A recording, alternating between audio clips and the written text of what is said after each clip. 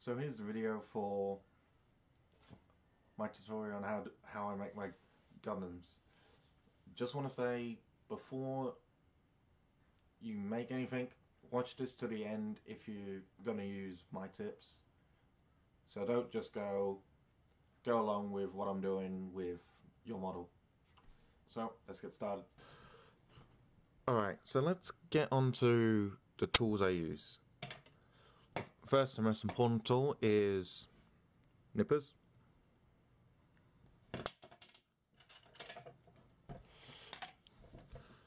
Knives, whether it be a hobby knife or a regular standard knife.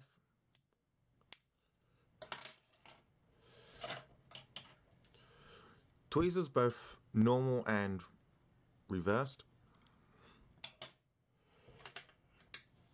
Pens for panel lining.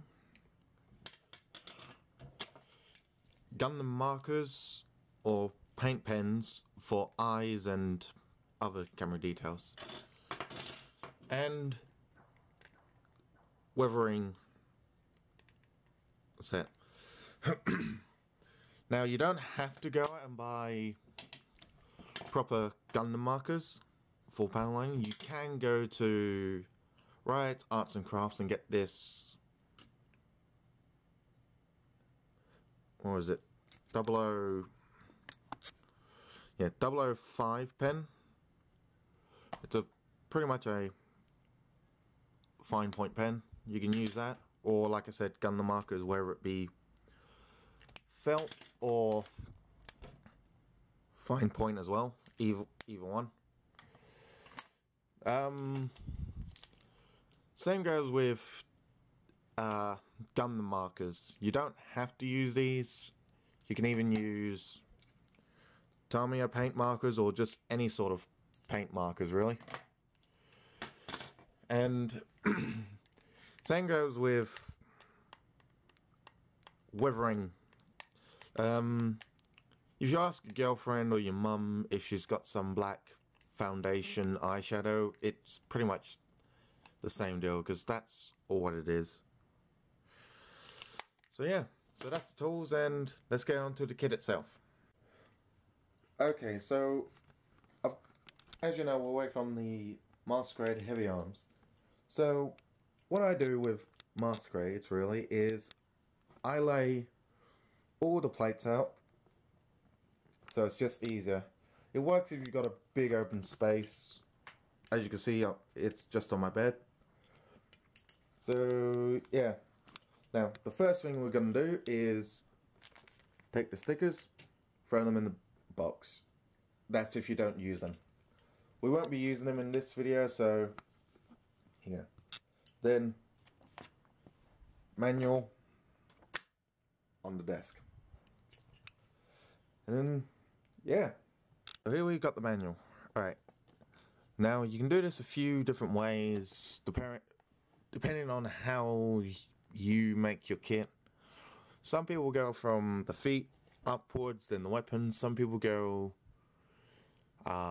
just follow the manual all the way through. So what is the first thing? So it goes body, head, arms, legs, waist, I think it is, and then weapons. But what I tend to do is and as you see my posts, I tend to make the inner frame, then go back on myself, then put all the armor on, and then weather it, panel line it, and such and such. So yeah, so that's what I'm going to do. So let's get on it. So the first thing I want to show off is how to paint the eyes section for Masquerades. You can use this technique on other kits, but whatever. So what you want to do is get a black marker and right around the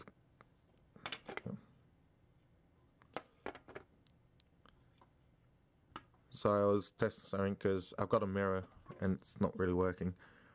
So right around the eye pupils, you want to do it black. So just wiggle it black.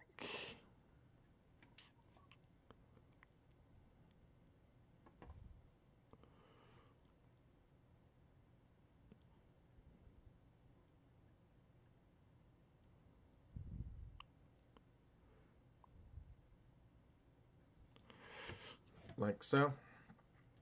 You can and can't really see it on the screen, but believe me, it is coloured.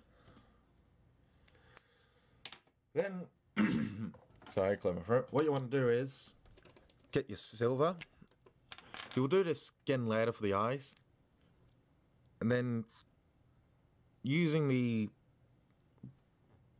pointed end, colour right where the camera scope's gonna be. Hang on, before you do that, make sure your pen is actually working and we've got ink flowing.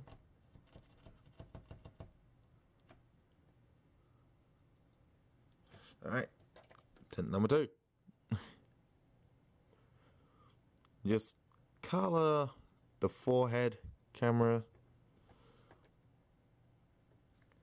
Do the same on the back for the rear camera, which you can kind of see.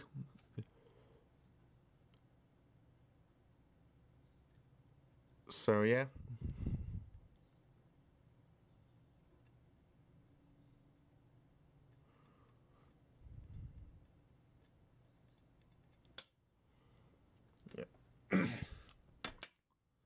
And yeah. Okay, so now that the eyes have started to dry, the first part, what you want to do is actually we come back to the silver, once again using the point of the end here, go to the actual eyes itself and just color it.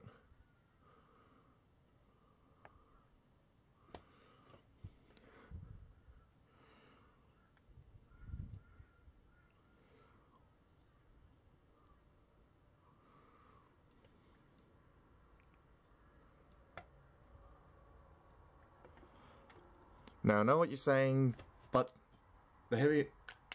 most Gundams don't have silver eyes. Well, you're correct.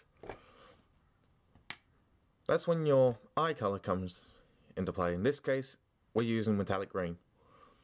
And what you do is, on all the parts you painted silver, you paint the actual color of the camera sockets. Camera or eyes. So if you've got a gold mobile suit, you paint it gold.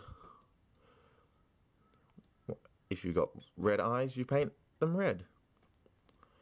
But always use silver as a base coat, because it makes it pop just a little bit more.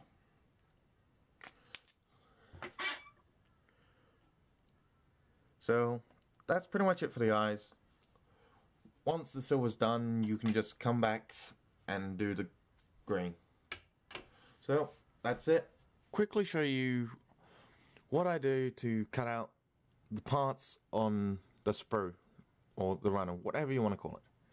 So move that off.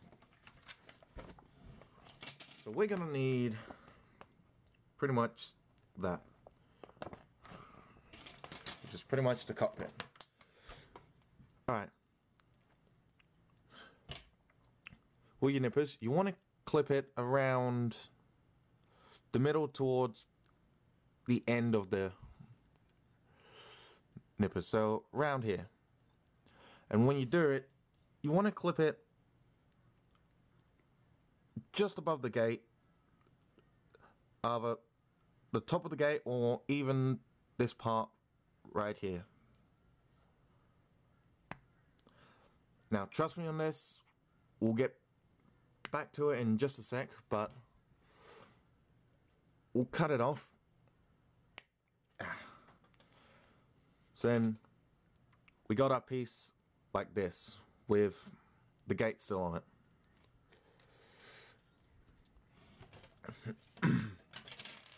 Now this is what you want to do. With your clippers, use the very ends right at the gate, which you can just see, and nip it. Now don't worry that it's not perfect, we'll get back to it. Just do that all the way around. Word of warning, at times these little bits will just fly off halfway across the room. Now what you want to do is get your knife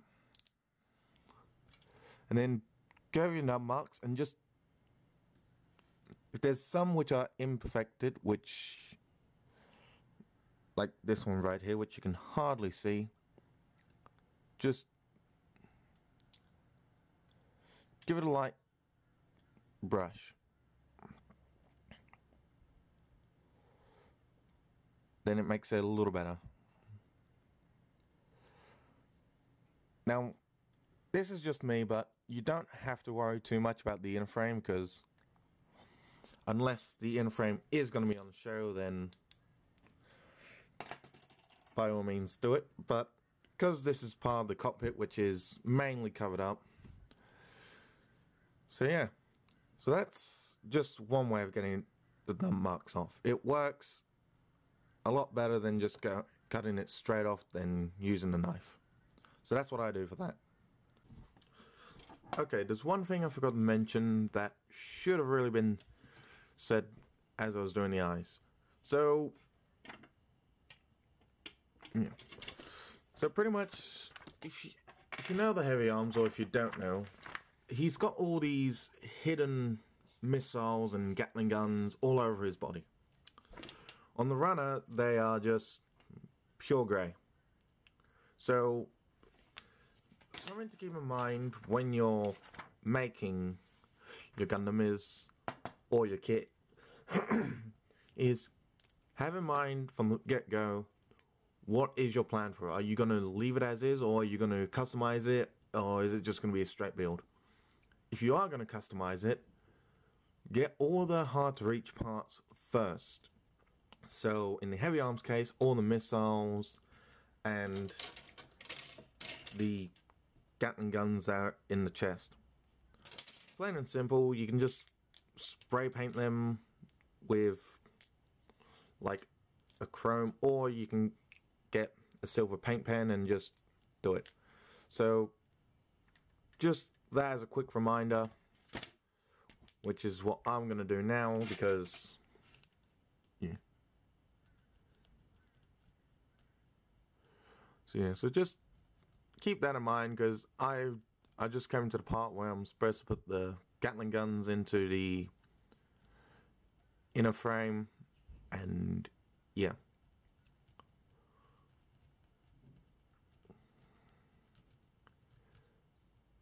See, just quick and simple. You can see the difference between the two right here. So yeah, so just keep that in mind. Okay, so the inner frame is now done, as you can see. Now, you can, if you want to, go in with your silver and gold and paint pretty much all the rivets and bolts. You don't have to if you don't want to. It's if you display the in-frame, which most people don't. So now, panel lining. Pretty much it just brings out all the panels. I'll show you the two different pens I use, which are these. This is pretty much a felt pen, and it just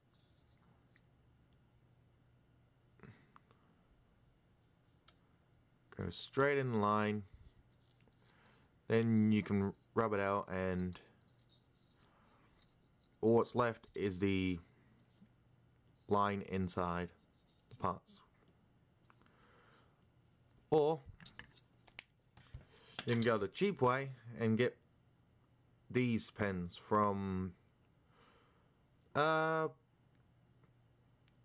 want to say most newsagents, but I was given this from a friend who got it at Riot's Arts and Crafts. So yeah, pretty much the same deal, just in the spot.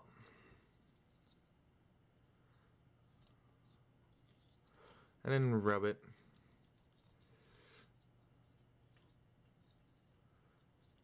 You can also use Q-tips to just tidy it up.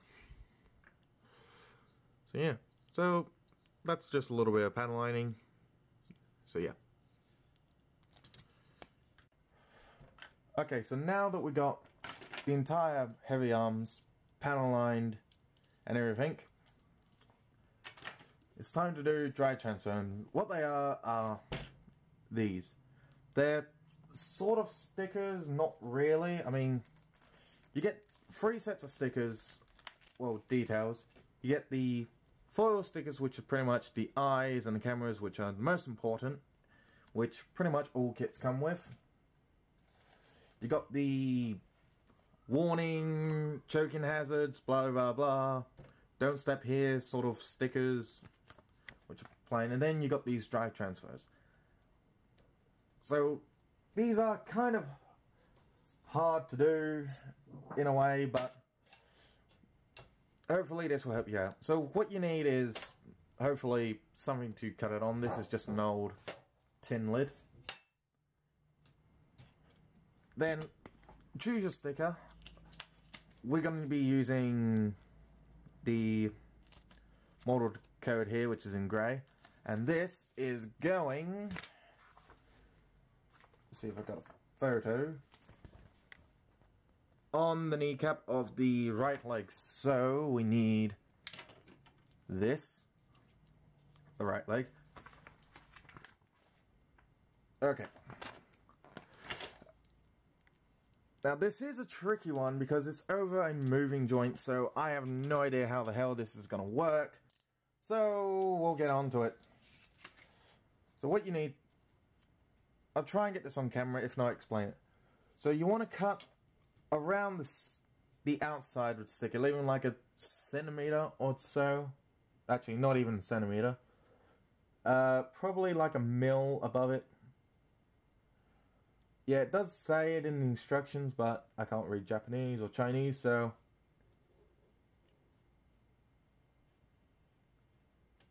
So I'll cut this out. You can probably see my face.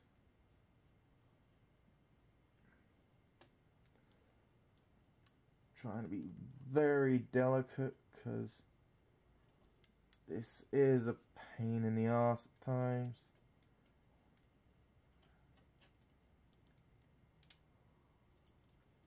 There we go.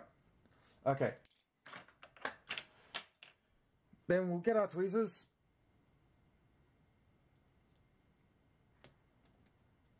Boom. We got our sticker. Then what we'll need to do is get some tape. Tamiya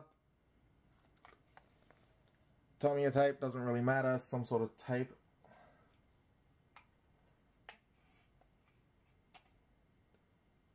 What we want to do is, hang on, I'm going to swap to the reverse tweezers.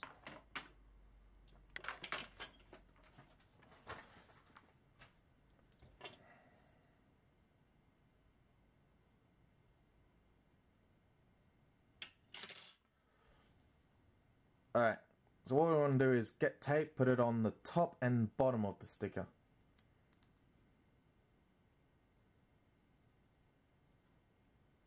Actually, you know what? No. We'll line it up first, which I'll probably screw up.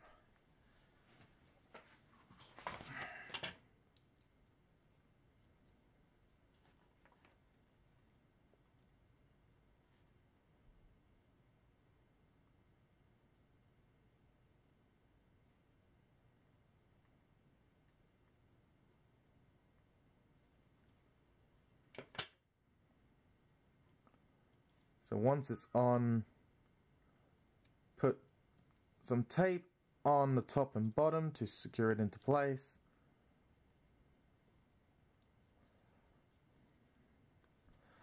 And then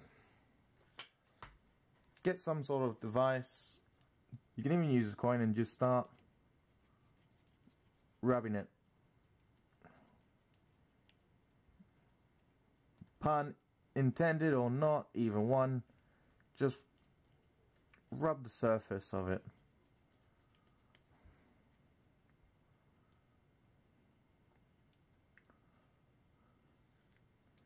Peel off the sticker, tape.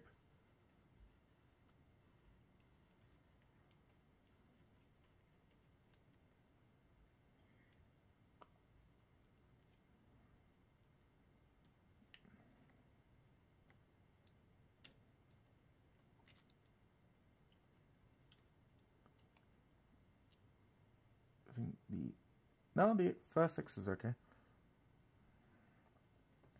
Okay, so now I want to wrap this around.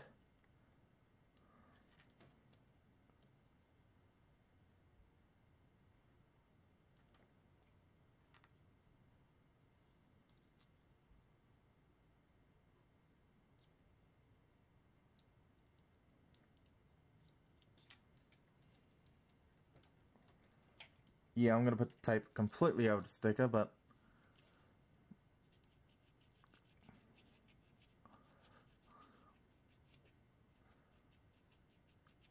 I'm hoping this works. Because it's happened to me a couple of times where I've used these and they've just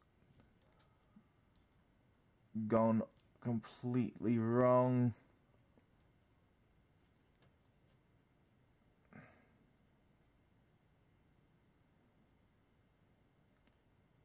Yeah, the O is gone. But it's on. It's on.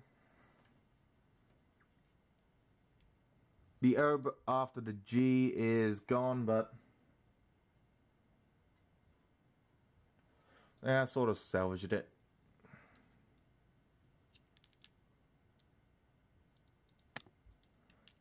So yeah, that is the marking for the heavy arms. And now we are on to weathering.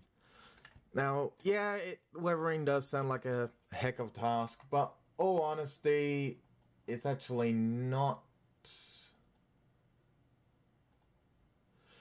So, what do you need? You need some weathering master from Tamiya, or just go to your mum's or your girlfriend's makeup drawer. They probably have some black foundation somewhere. Foundation or eyeshadow, I don't really know what it is, but what you need is pretty much, we'll mainly use a black. So just scrape the brush on it. You can kind of see it, it's on, but not really. Switch on my light, and a little better. So, now this is what you do. Pretty much, corner, just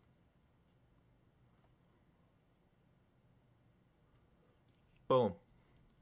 You can rub it. Now don't worry about getting your hands dirty, because it also works as well. Corners, the edge of panels, like so. I think I may have put a bit too much on the brush, but brush sponge thing, I don't really know what it is. Just, I tend to go over on all the edges and curves in the armor. So as you see here, pretty much most to all of the shin armor is weathered. You can kind of see it. like that. Same deal as the foot, just on. You don't have. My weathering choice is mine. You don't have to go as crazy as what I'm doing. This is just a rough guide. I mean, you can do half of what I'm doing. But a pro tip I can give about weathering is definitely dirt up feet and thrusters the most. I'll get to thrusters in a bit. And another thing you need to think about when weathering is, what are you going for? Are you going for light or heavy? Is it a realistic suit or is it just minor damage? I'm doing more of a burnt, not sort of burnt, more like it's been used sort of thing. And sticking with the logic of the series in that Gundam is pretty much a unbeatable armor, so there's no paint chips, it's just dirt, really. So that is the foot, to give you an idea of what I do for weathering with this, and now I'll get to thrusters. Okay, so here's the backpack of the heavy arms, and I'm knocking the camera.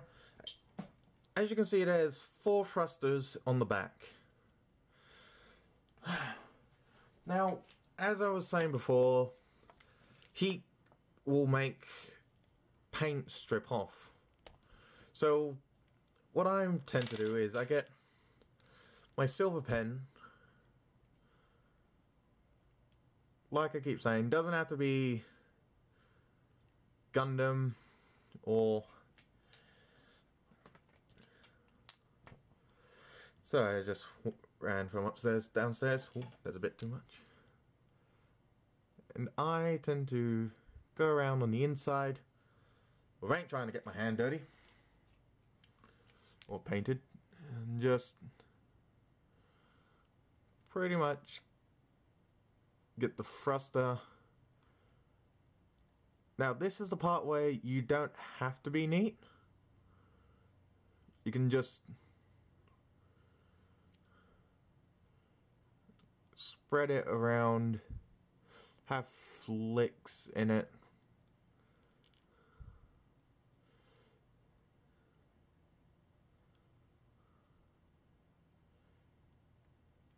Even the inside of the thruster.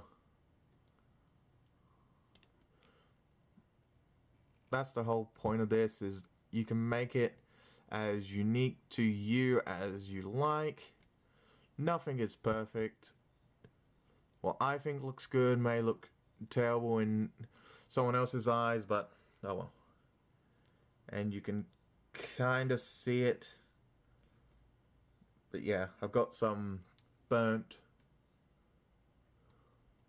well, not so much burnt, just stripped metal. So yeah, so that's that for weathering. So here is the heavy arms all weathered.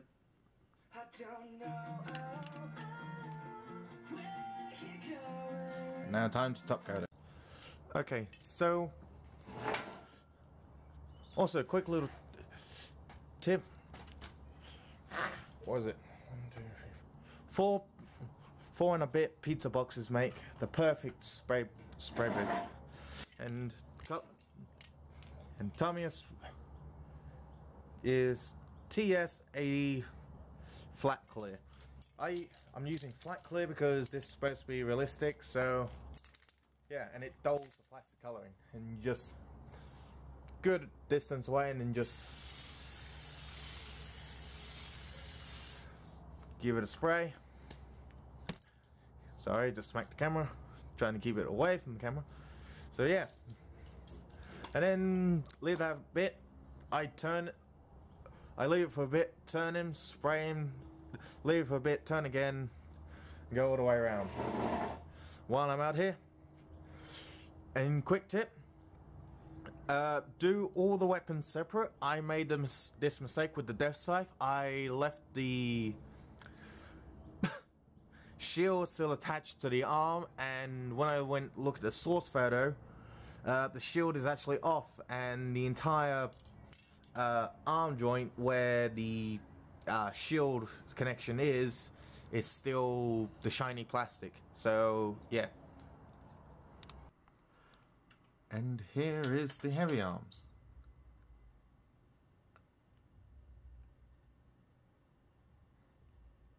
All finished, top coated, weathered and everything.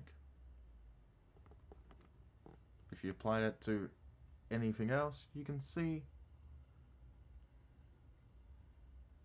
just how much difference they do. I just want to quickly show you this.